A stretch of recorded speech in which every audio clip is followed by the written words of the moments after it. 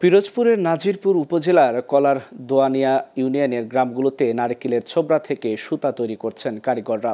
অর্ধশত বছর ধরে এই পেশা ধরে রেখেছেন তারা। আর এই সুতা দিয়ে তৈরি বিভিন্ন সামগ্রী রপ্তানি হচ্ছে বিদেশে। দেশের বিভিন্ন অঞ্চল থেকে পাইকারি ক্রেতারা সুতা কিনতে যান সেখানে। পিরোজপুর থেকে জুবাইর আল মামুনের তথ্যচিত্রে ডেস্ক রিপোর্ট।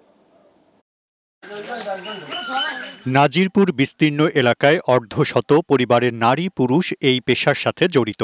গ্রামগুলোতে সকাল থেকে মানুষগুলো কাজে লেগে পড়েন। দিনভর কাজ করে পরিবারের পাশাপাশি দেশের অর্থনীতিতেও ভূমিকা রাখছেন তারা।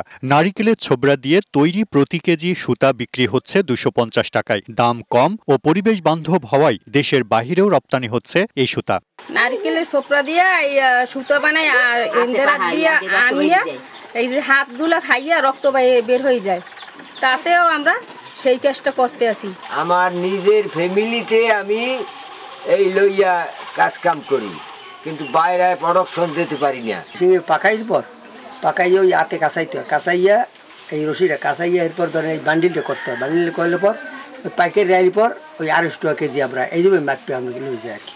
সুতা তৈরি শিল্পের উন্নতির জন্য সহায়তা করার আশ্বাস দিলেন এ বিসিক কর্মকর্তা। পিরোজপুরের জন্য এবং পুরো বাংলাদেশের জন্য একটি গর্বের বিষয় যে বাংলাদেশের এই প্রত্যন্ত অঞ্চলের প্রোডাক্টটিও বিদেশে রপ্তানি হচ্ছে।